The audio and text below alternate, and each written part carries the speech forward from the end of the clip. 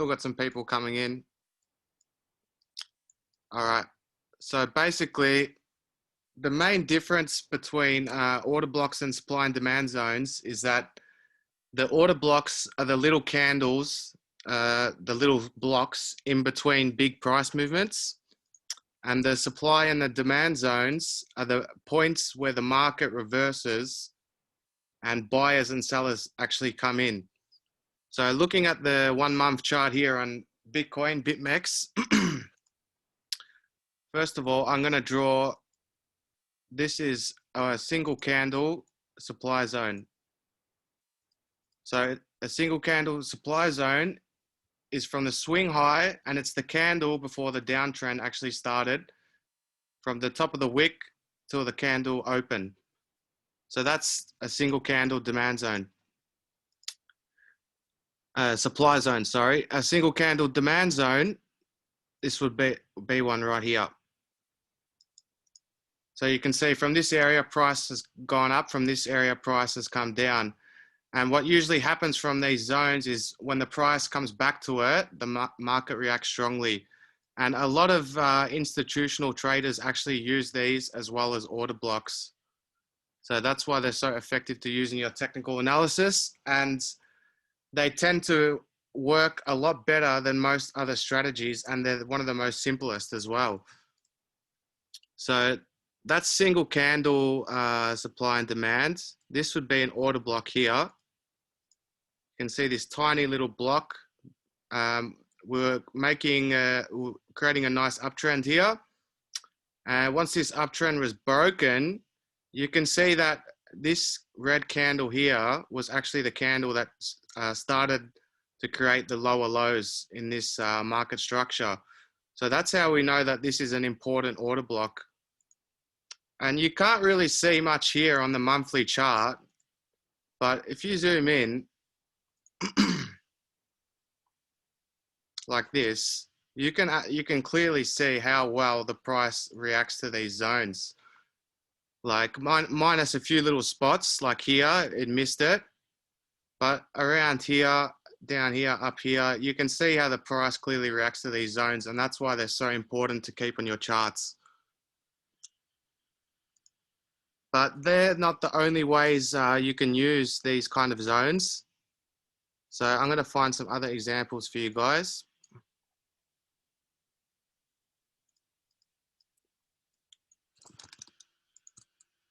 Now looking at this,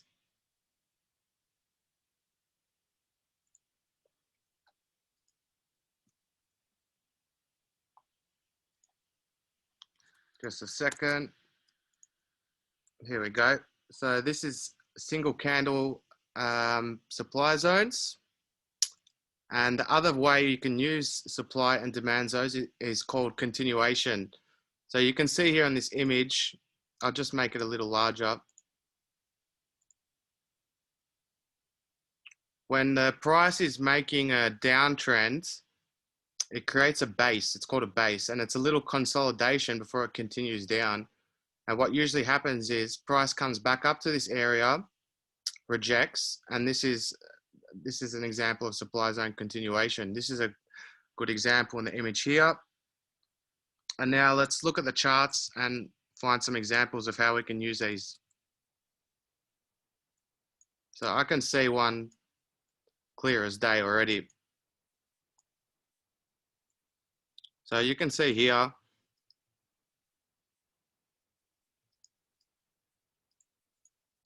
there's a base here.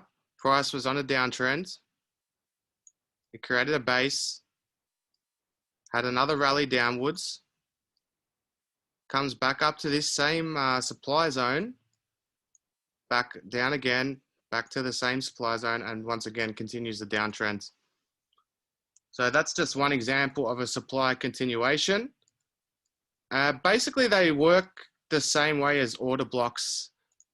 So like it depends on your personal style of charting. I use both because I find that order blocks and supply and demand zones, they tend to work really well together, and they tend to bounce off each other. For example, I'll just find an example.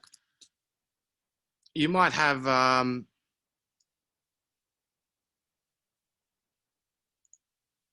for example, you might have like a area, you might have an area price rejects off. Like this is an order block here. So we already know that's an area of resistance. But when you pair it with this and you draw a single candle supply zone there, it actually gives you a bit more detail, and it's an easier way to draw areas of support and resistance, because you can put lines all over your chart, but you're going to confuse yourself about the different areas. So when you use these zones, this is my personal preference. I find that they don't get in the way of things too much. When you overlap the zones, like I've overlapped an order block and a supply zone here, you know, you can see the darker zone is where the order block is, and under it is where the supply zone is. So you can keep these all over your chart. And when price comes up to these levels, it's just, you can just naturally expect it to react to it. So my charts actually look like, I don't always share my charts like this, but they look like this usually, because I've got all my zones mapped out. So when I'm charting, for me, I don't even notice it's really there. It's like automatic. Sorry guys, I just got some more people coming in.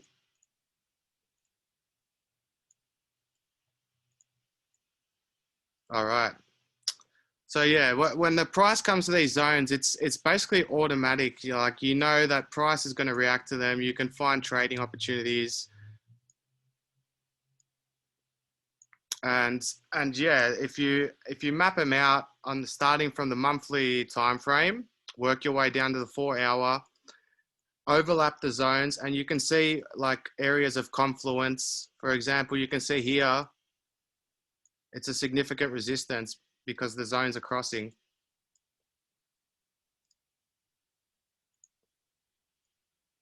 And I'll just give you guys another example. Before I showed you supply continuation, let's find an example of demand continuation.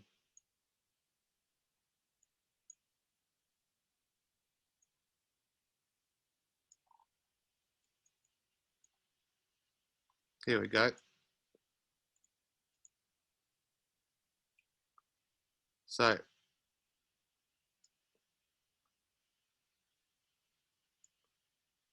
we can see here,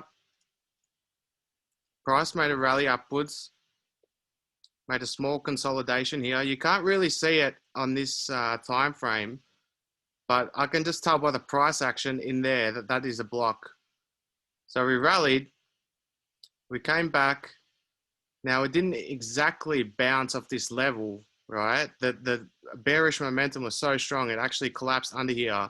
It's probably bounced off another single candle demand zone here, but that's another story.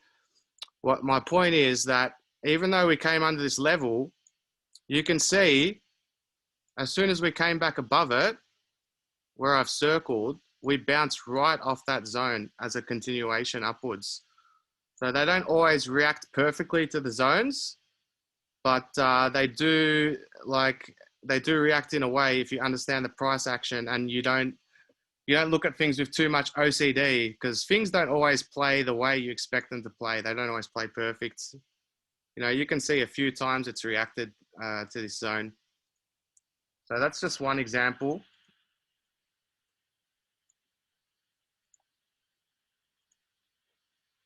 All right, I'm just going to unmute you guys for a second. You guys have any questions or anything about that?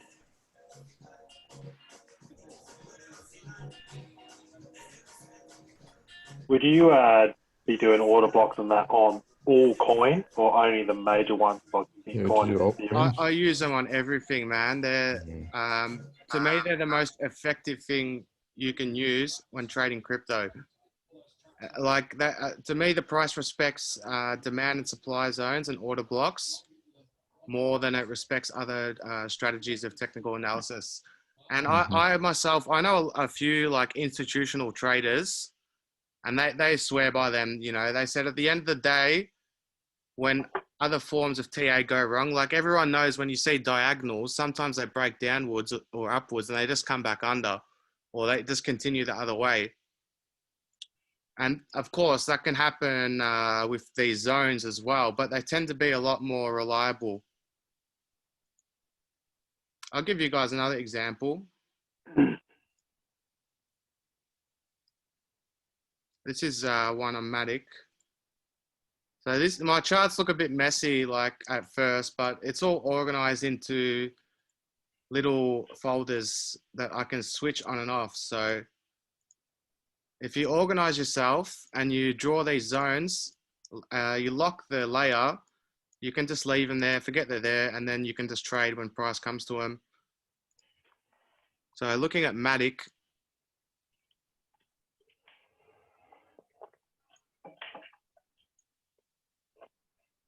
go to the daily.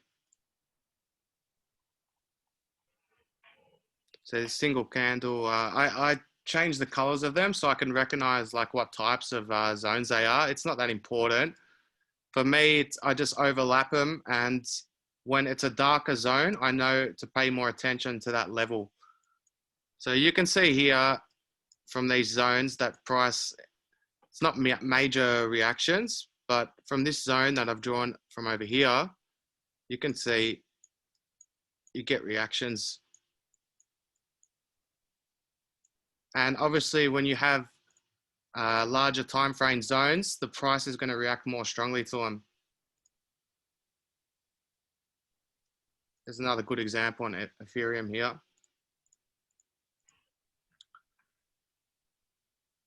So here it is. This was one I was using a while ago.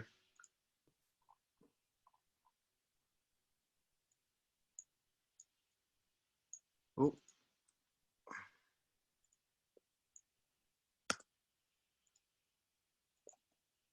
My computer's bugging out. 1 second, guys.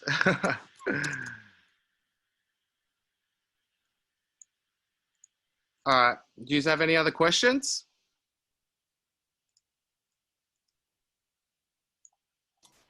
Hey man, I've got a question. Do you ever get TradingView like shits itself and loses your drawings? I haven't had that problem, but I have, sometimes it lags and the lines appear in different places where they shouldn't be. But if I refresh my browser, it fixes it. Right. See, I couldn't, I don't know which time frame I actually drew this zone on. I was trying to show you guys an example, but down here somewhere, I think it was this zone here. I was watching this one over here, right? I called this maybe a month, or I don't know, it was a month or a few weeks ago. You know, I was watching this zone here, and we were where I've circled down here. Everyone was bearish because we were under it. And then I was watching, as soon as we flipped off this zone here, it just, Ethereum went nuts. And even though it's the most smallest little candle, you'll find that price really does react to them. Here's what I'm trying to talk about. I just found it. So where I've circled there and there, you know, they're the two really textbook examples of order blocks. And you can see we came up into this area and, you know, we just consolidated throughout it. As soon as we broke up, back off the next order block, back off the previous, and then we launched, you know. You can trade just off these. You don't, you know, you really can trade just off these. You don't have to use anything else. If you understand price action trading and candlesticks, there's no reason you can't trade off just off these. I wouldn't recommend it unless you're experienced, but yeah. So I'll go on to the next topic. Now, the next topic for me is the Stochastic and RSI. And for this example, I'm going to use ADA on the BTC pair. And what I'm actually USD pair, sorry. Is it? All right, on the 4 hour.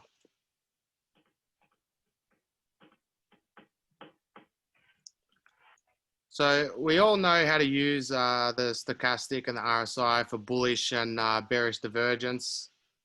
I'm not going to go too much like, I won't go into that at all.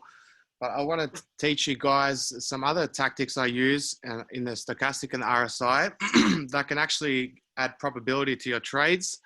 And that's, you can use the same tools you chart with on the price on the stochastic and RSI. Now it's the same. It doesn't always work, but it can be a great confluence with other areas of your other strategies you use.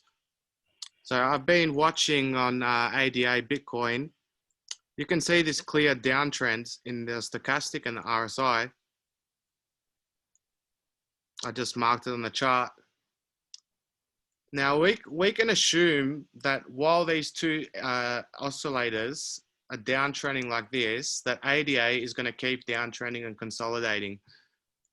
So, and we can use this as a live study. So you guys, you're all going to see the chart now. We're going to see what happens with ADA over the next couple of weeks or next couple of days, whatever, and keep an eye on the stochastic and the RSI and see if it actually comes up and knocks off this level, right? If it does that, it's going to be a great sign for ADA and a potential trade, because it's the thing about RSI and stochastic, a lot of people don't realize, but they're actually lagging indicators. So what that means is if you're seeing a bull div on the RSI, it's already priced in. Well, it's not already priced in, but the momentum is already in the market. It's already shifted across that momentum. So if this, the stochastic and RSI breaks this downtrend, it can be a sign that ADA is actually going to break this downtrend as well. So that's one extra way I use it. And another way you can use it to add probability to your trades, just like any other form of TA, on higher time frames, you've got to add more weight. But you can clearly see sometimes what happens is when the price is starting to make a uptrend, you'll see it like kind of trending down. I'll change the color a bit. I'll make it a bit bigger as well. You can see like it's the same as like the market structure. We make higher highs and lower lows. We're kind of trending down. And then once you see it start to flip and you see the oscillators, the RSI and the stochastic, start to make higher lows, it's a good sign that you could be in an uptrend. So little things like this, you should pay attention to, because there is actually a lot of traders that use these kind of strategies and things. And other things you can also see on the stochastic and the RSI. Now, it's not really common, so I'll have a look around. I don't know if I'll be able to find an example right now, but you see the kind of patterns like symmetrical triangles, head and shoulders, double bottoms. You find all of these on the stochastic and RSI, and they actually do add a very good probability to your trades. One thing I learned and I've been taught is that when the stochastic and RSI makes an M, it's a potential top, and when it makes a W, it's a potential bottom. So let's have a look down here and see if we can find anything. All right.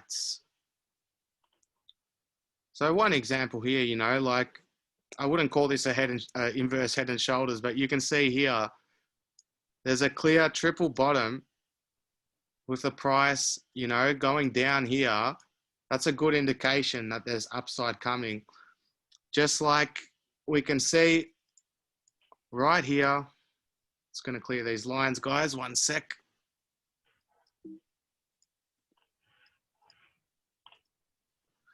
Just like you can see right here where I've circled, there's actually a double top there on the stochastic. And right where we actually started a short-term downtrend, you can see here, it doesn't look like a double top up here, but on stochastic, it gave a clear signal that some downside was coming. So that's just other ways you can actually make use of the stochastic and the RSI to improve your strike rate in your trading, guys. So any other questions about that?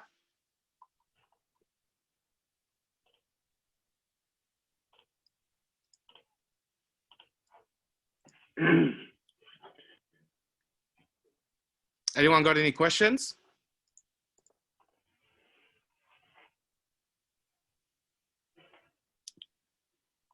Nope. All right. And so I had some people message me a few different topics, and one of the main topics I got, which will be the third thing we're covering, is how do you decide when you get into and out of a trade? And, you know, that's a good question. And I'm sure it's a thing a lot of people actually struggle with. And I'm going to use Bitcoin as an example here. So even though I'm sharing my charts with you guys all the time, I'm not necessarily showing you every single level I'm looking at, because it gets a bit ridiculous. You know, I can look at this, like this is my chart. You know what I mean? I can't share this with people, but I can look at this and I can make sense of it because I've color coded different things. You know what I mean? A different color means a different thing to me.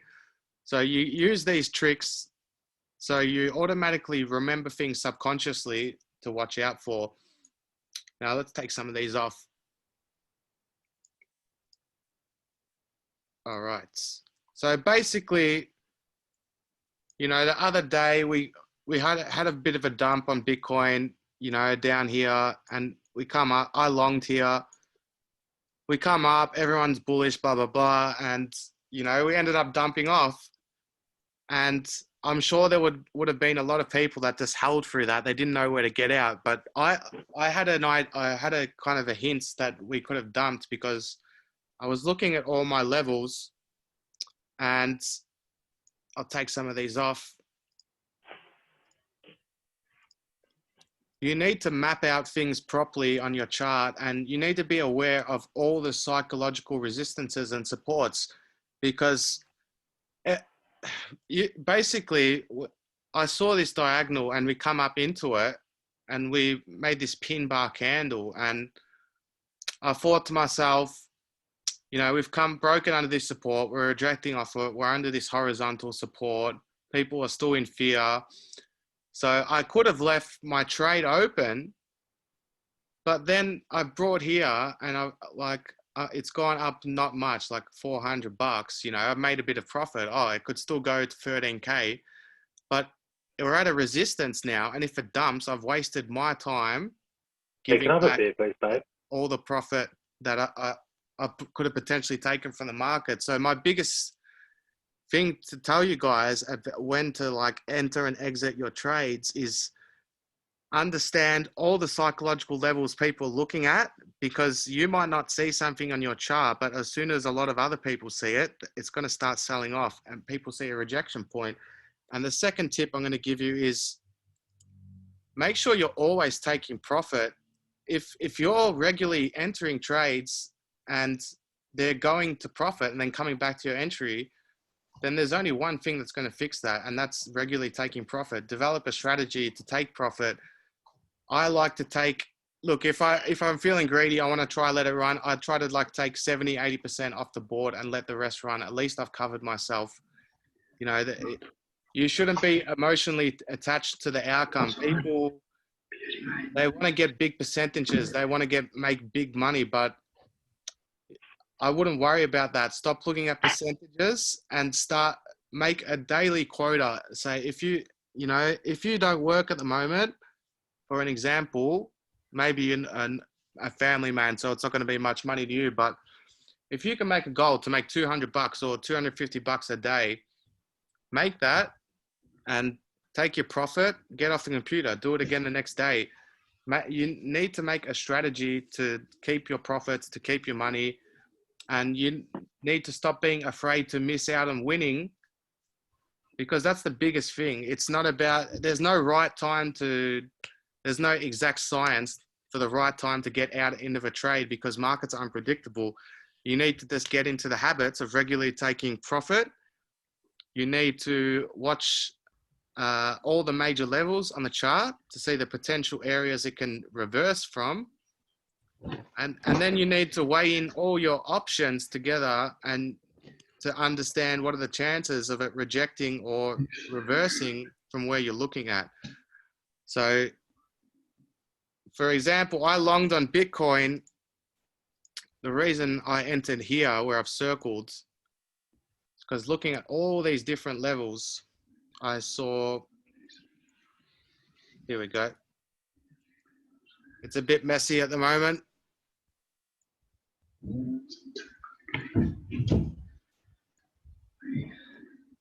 So looking at all these levels, I saw us dump off. And here where I've circled, on my chart, we were bouncing potentially off 4 different levels, as well as the stochastic reset and the RSI reset. So for me, and a nice bullish engulfing candle. So for me, that was telling me it's a high probability it's going to go that way. So when I'm considering an entry, I'm looking at a whole range of things, and it's usually off a long-term support zone with a stochastic or RSI reset. If you follow those rules, it's going to increase your chances a lot more.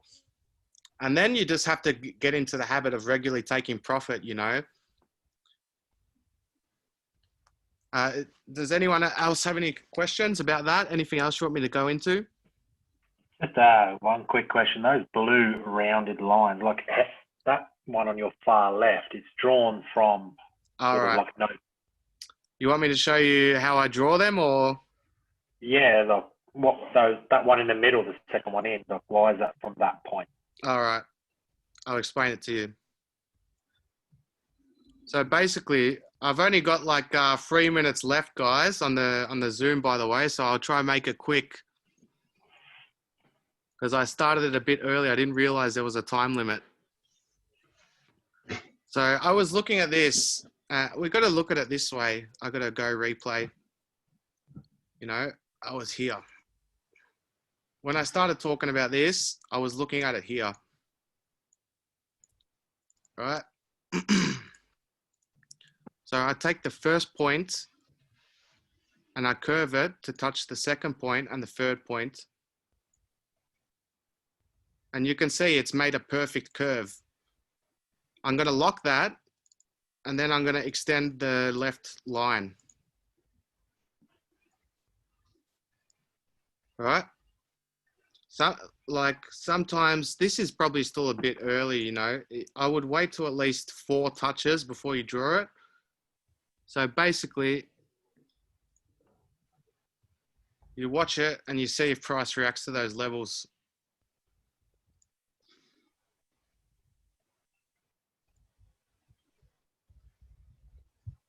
See, now this one was a bit early.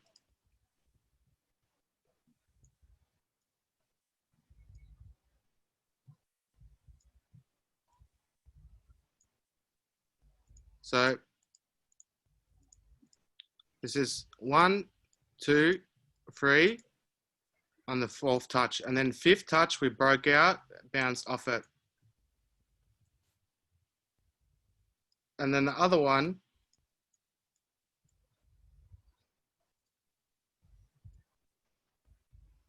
was the other curve. So I update it as the price moves when I see another curve, and I just see if the price reacts to those levels. It's not really an easy one to draw. You need, I've looked at it quite a lot of times. So for me, I just recognize it when I look at the chart. I'll give you guys another example.